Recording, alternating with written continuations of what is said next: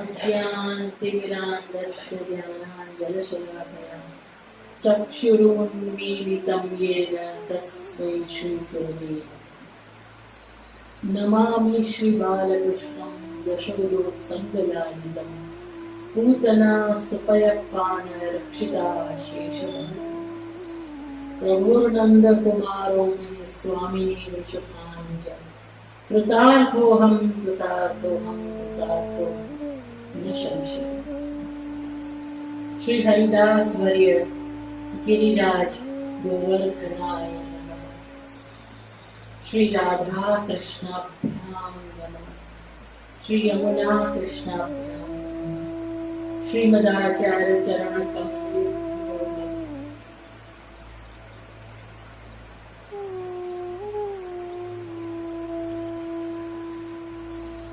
प्रातस्मरणीय परम पूज्य પિતૃચરણોના ચરણ કમલોમાં દંડવત પ્રણામ કરીને આજ્ઞા લઉં છું.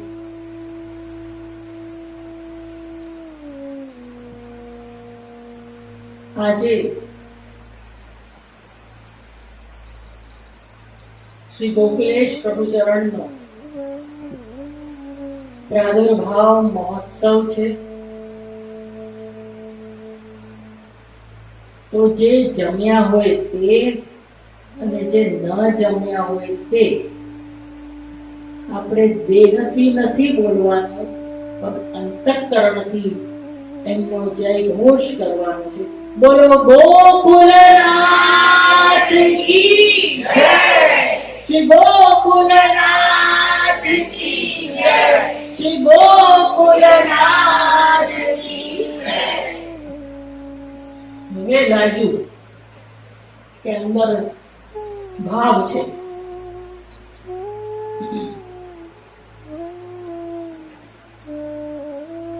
શ્રી ગોકુલનાથજી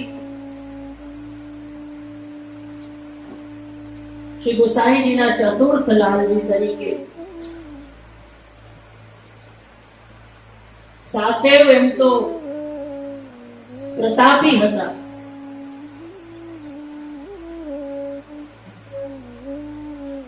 છ ધર્મ અને ધર્મી સ્વરૂપ રૂપે પોતે પ્રગટ થયા.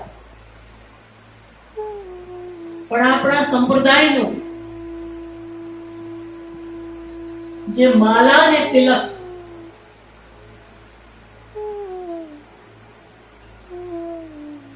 એ મુખ્ય કહેવાય અને મ્લેચ્છોથી આક્રાંત ભૂમિમાં શ્રી ગોકુલનાથજીએ એનું રક્ષણ કરીને વલ્લભ સંપ્રદાયનું પુષ્ટિ માર્ગનું જે સુંદર પ્રચાર પ્રસારણ અને સુકાન હાથમાં લીધું,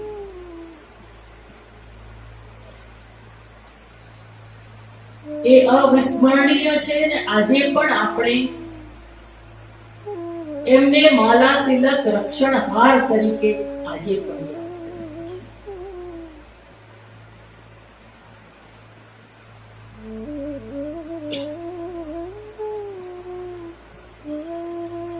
કંઠી વગરનો વૈષ્ણવ અને તિલક વગરનો વૈષ્ણવ એ વૈષ્ણવ નથી.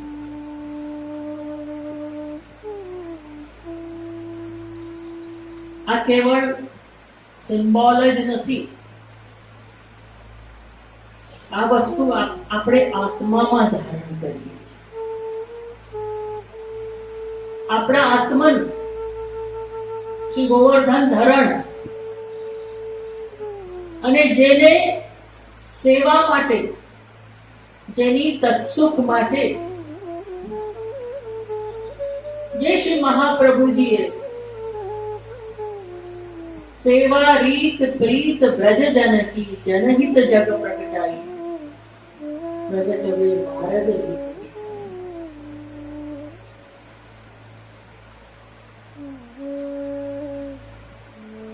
અને એ રીત પ્રગટ કરનાર શ્રી વલ્લભાધીશ અને મૂર્ધન્ય વૈષ્ણવ દામોદરદાસ સરસાનીજીએ શ્રી વિઠલેશ પ્રભુ ચરણ में નાના હતા ત્યારે કહ્યું कि जयराज ये मार्ग खेलवे कूदवे को नहीं है, विरह ताप को है, ताप क्लेश को है। आ तो एक लीला હતી, પણ આ લીલા પરથી વલ્લભકુળ માટે જ નહીં પણ નાદ સૃષ્ટિ ને બિંદુ સૃષ્ટિ બધા માટે કે જ્યારથી આપણે બ્રહ્મ સંબંધ મંત્ર લીધું, જ્યારથી નક્કી કર્યું કે આ માર્ગમાં મારે ચાલવું છે, આ માર્ગની અંદર પ્રવેશ કરવો છે, બસ ત્યારથી ખેલવું કૂદવું એટલે આ સંસારના પ્રપંચમાં પડવું નથી. સવાલ એ થાય છે કે સંસારમાં તો આવી જ ગયા છીએ તો પ્રપંચ ઘેર્યા વગર તો રહેવાનું નથી. પણ યાદ કરો, શ્રી ગોવર્ધન ધરણે શ્રી ગિરિરાજજીને ધારણ કર્યા ત્યારે શું કહ્યું?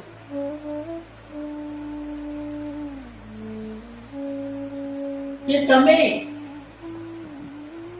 મારી પાછળ ચાલશો, હસ્તકમલ જે ઊંચો રાખ્યો અને એક હસ્તકટી પર છે, એ શું સૂચવે છે કે જે શ્રી ગોવર્ધન ધરણની સેવામાં રત થઈને એમની પાછળ એટલે એની સેવામાં જોડાઈને જે આગળ ચાલશે, ભગવદ નામ લેતો લેતો એનો ભવસાગર કટી સમાન થઈ જશે અને એ તરી જશે.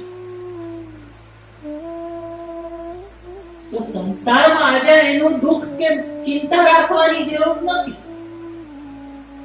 પણ ગુરુ આજ્ઞા અને બ્રહ્મ સંબંધ લેતા ગુરુએ તમારો હસ્ત શ્રીનાથજી બાવાના હસ્તકમલમાં આપ્યો છે. ત્યારે જ એને શ્રી ગોવર્ધન ધરણે આજ્ઞા કરી કે જેનો હાથ આપે મને સોંપ્યો છે એનો હાથ હું કદી નહીં છોડું. આટલું મોટું અભય કૃષ્ણ અવતારમાં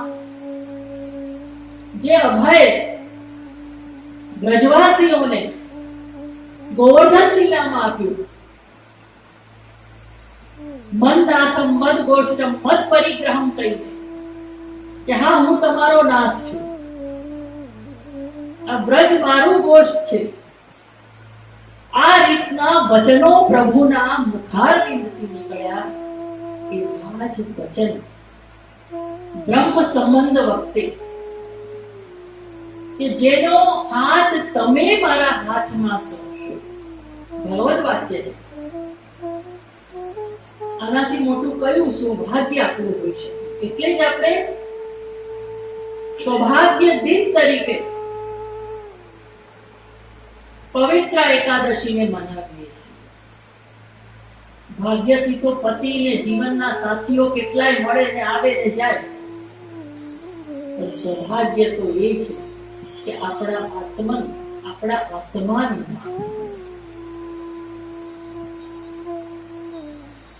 અને મોટું સૌભાગ્ય તો એ છે કે તમે પુષ્ટિમાં છો અને શ્રી મહાપ્રભુજી તમારા છે. આ બહુ મોટું સૌભાગ્ય. પણ સૌભાગ્યમાં જેમ મંગળસૂત્ર અને માંગ ભરવી એટલે એ દેખાવ કરવો નથી. આપણા અંતરાત્મામાં અંતકરણ ચતુષ્ટયમાં મન બુદ્ધિ ચિત્ત અહંકારમાં પોતાને વિરાજમાન કરીને એ ચારે પ્રકારથી પ્રભુની સેવા.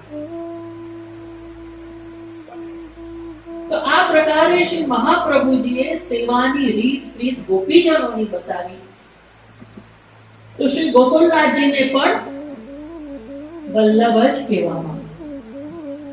ત્યારથી એમને વલ્લભ તાત તણો પ્રતિબિંબ રસના જે કહેવામાં આવ્યું કે શ્રી મહાપ્રભુજી જેવા છે, શ્રી ગોકુલનાથજી,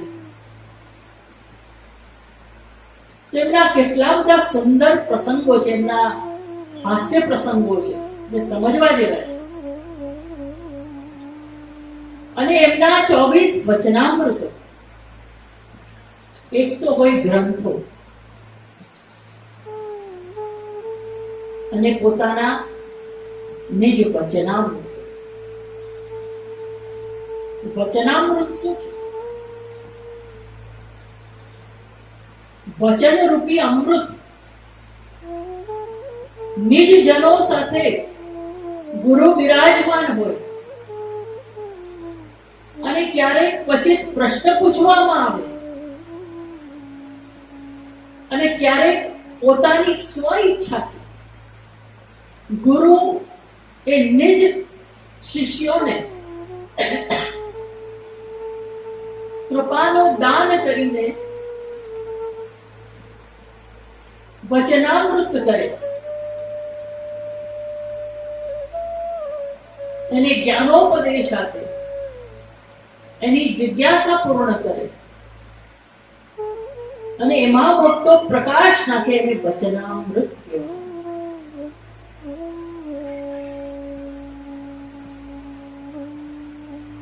પણ એ વચનામૃત જે અમૃત વયો છે, આજ સુધી પણ ગુરુ પાસે ઘણા નિજજનો બેસીને ઘણું સમજતા હોય છે. તો શ્રી ગોકુલનાથજીના 24 વચનામૃતો, એમાં પોતે કહ્યું, એક દિવસ શ્રી ગોસાઈજીના ગ્રંથોનું અવગાહન કરી રહેલા અને અવગાહન કરતા કરતા ડૂબી ગયા. એમાં સમયનું ભાન ન રહ્યું, ખબર ન પડી કે સામે કોણ છે. કલ્યાણ ભટ્ટ આવ્યા, એમના ખાસ શિષ્ય.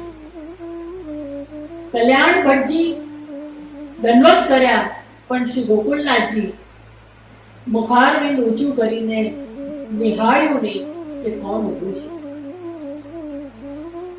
શ્રી ગોકુલનાથજી પોતાના આનંદમાં જ હતા. એટલામાં દ્રષ્ટિ પડી કલ્યાણ ભટ્ટ ઉપર અને કહ્યું, અરે કલ્યાણ ભટ્ટ ક્યારે આવે? જયરાજ, હું તો ક્યારનોય આવેલો છું, આપની દ્રષ્ટિ નહીં પડી.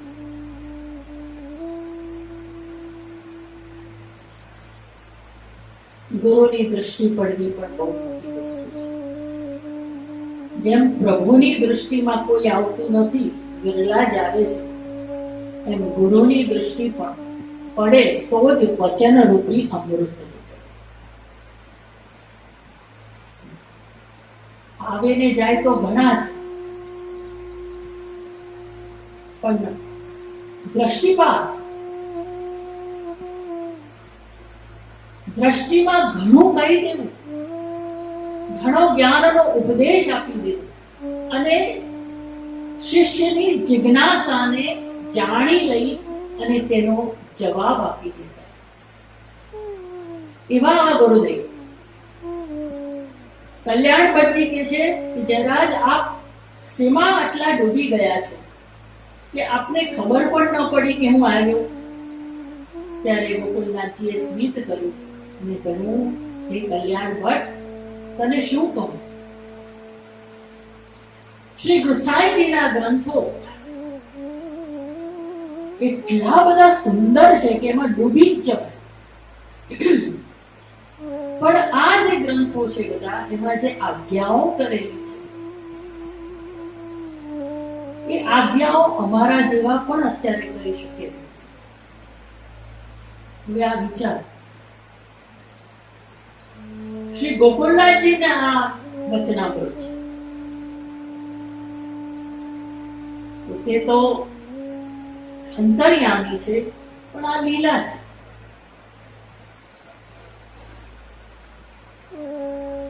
ત્યારે કલ્યાણ ભટ્ટને ઉત્સુકતા થઈ કે એવા કઈ આજ્ઞાઓ કરી છે કે જે પોતે પણ આજ્ઞા કરી રહ્યા છે કે એને ઉતારવા અઘરા છે. અને જો આ 24 વચનામૃત ઉપર જો આપણે વિચાર કરીએ અને આજની પરિસ્થિતિને વિચાર કરીએ તો ખરેખર ગોકુળનાથજીના તે વખતે બોલાયેલા શબ્દો યાદ કરીએ એના વાત ખોટી નથી, પણ એ અમૃત સમાન છે. એમણે બહુ સુંદર પહેલું વચનામૃત કહ્યું કે જીવે પ્રભુ માટે અનન્ય આશ્રય, કેવલ આશ્રય નહીં, અનન્ય આશ્રય. કેમ આમ કહેવું પડ્યું? કારણ કે જીવ ક્યાં છે? સંસાર. સંસાર કેવો છે?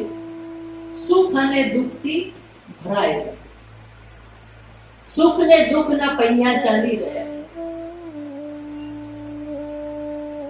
અને એ જે સંસાર રૂપી પ્રપંચ છે એની અંદર જીવાત્મા મોહાસક્ત થઈને અહંતા અને મમતાથી જોડાઈ જાય છે. અવિદ્યાનો પ્રવેશ થાય છે અને એ અંદર મોહમાં અહંતા મમતામાં ફસાઈને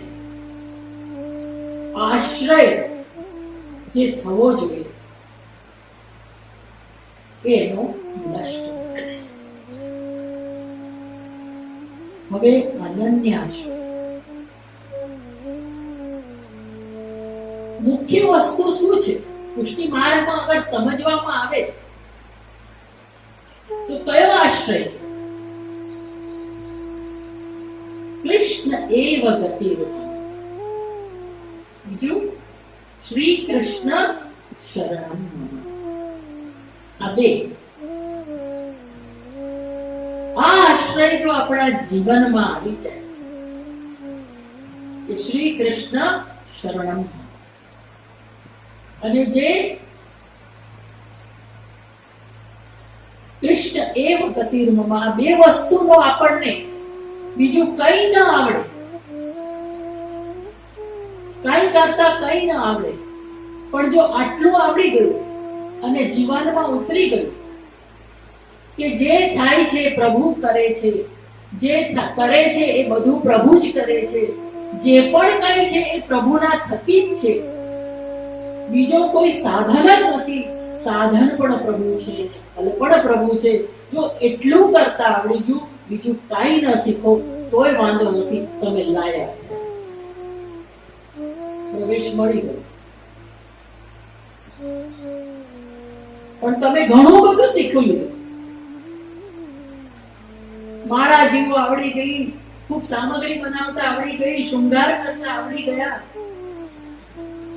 ભજનો કરતા આવડી ગયા, સુંદર કીર્તન કરતા આવડી ગયા, બધું કરતા થઈ ગયા. કોઈને એમ થાય કે આ તો હવે કેવા વૈષ્ણવ છે, પણ આશ્રયની સિદ્ધિ ના આવી. કૃષ્ણ એવ ગતિર્મમ ના આવ્યું, શ્રી કૃષ્ણ શરણમ મમ ના આવ્યું. તો પછી શું થયું? લાયક ન રહ્યા. એ એકડો, બધા મીંડા હોય પણ એકડો લાગે તો મીંડાનું મૂલ્ય છે. પણ જો મીંડાઓ જ એકલા હોય, બધું જ શીખી લીધું પણ કૃષ્ણાશ્રય ન થયો તો બધું જ નકામું, એટલે ના લાયક. તો સૌથી મોટી વસ્તુ શું છે કે આશ્રયની સિદ્ધિ. ગમે તે થાય, કઈ ન શીખાય. ઘણી વાર વૈષ્ણવ કે જીજી અમે કેટલું કરીએ છીએ, કઈ યાદ નથી રહેતું. કઈ વાંધો નહીં, લાલો યાદ રહે છે. હા, કઈ શીખવા જઈએ છે, કઈ લખતાય આવડતું નથી, વાંચતાય આવડતું નથી, પ્રવચન સાંભળવા જઈએ તો કશું યાદ રહેતું નથી. ત્યારે બેન પૂછું કે બેન, તને ઠાકોરજીની સેવામાં ગમે છે ને? કે હા, બહુ ગમે. પણ ગાડી ગેલી સેવા કરું. ગાડી ગેલી પણ કરે છે ને? ઠાકોરજીને યાદ કરે છે ને? પ્રભુને ઠંડી લાગે તો તને ઠંડી લાગે છે ને? બસ, તો પછી તને તારો આશ્રય સિદ્ધ થઈ ગયો છે. ઠાકોરજીમાં અંદર ઊંડી ઉતરી છે તો તને ગાંડી ગયેલી સેવા પણ પ્રભુ અંગીકાર કરે છે, તારો આશ્રય સિદ્ધ થાય છે. તારો શ્રી વલ્લભના, શ્રી મહાપ્રભુજીના વાણી પર આશ્રય રાખીને પ્રભુના તરફ જવું તો સુંદર આપણો આશ્રય સિદ્ધ થાય. બરાબર? તો આ રીતે અનન્યતાથી પ્રભુની તરફ આશ્રય રાખીને જીવનમાં વ્યાપન કરવું અને પ્રભુની સેવા કરવી. અનન્યતા બહુ જરૂરી છે. આ પહેલું પગથિયું છે, આ પહેલી આજ્ઞા છે. એના પછી ધૈર્ય કહ્યું. જે પણ કઈ થાય છે પ્રભુ સારા માટે જ કરે છે. સુખમાં સુખી, એકદમ હર્ષિત ન થવું, દુઃખમાં દુઃખી ન થઈ જવું, અને જે પણ કઈ થાય છે એ મારા સારા માટે જ છે. જેમ કે તમે કોઈ પ્રયાસ કરો છો તમારા બિઝનેસમાં કે નોકરીમાં, તો એમાં પણ તમારે કેટલી બધી નોકરીઓના ભરવા પડે છે, ફોર્મો અને બધું, સીવી બનાવવી પડે, ના કરવું પડે, ને બિઝનેસ માટે કેટલી માથાકૂટ કરવી પડે, કે બધું તમને દુઃખદાયી લાગે, પણ કરો છો ને તો કેવું ધૈર્ય રાખીને શાંતિપૂર્વક એ બધા નિર્ણય લો છો. તો જો સંસારના નિર્ણય આવી રીતે આપણે લેતા હોઈએ તો આપણે પરમાત્મા ઉપર એમની આજ્ઞા અને એમની શું ઈચ્છા છે એના પર ધૈર્ય રાખો કે પ્રભુએ બધું નક્કી જ કરેલું છે, એ જે કરશે એ બધું સારું જ કરશે. એટલે નિજે છાત કરિષ્યતિ.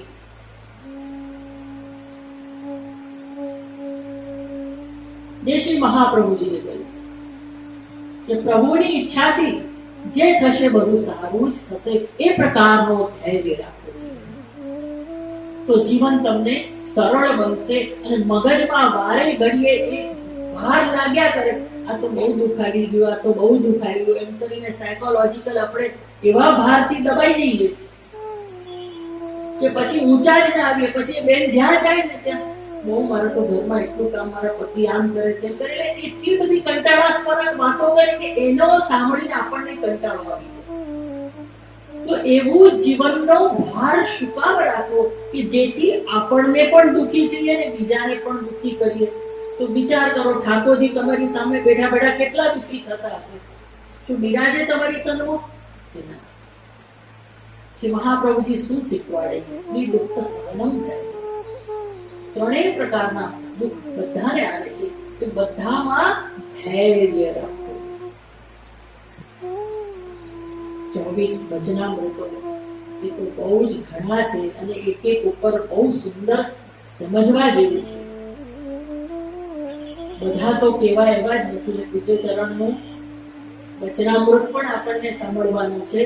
તો શ્રી ગોકુળનાથજીના ક્યારેક સમય મળશે તો આપણે આ વચનામૃત ઉપર વિચાર જરૂર કરશું.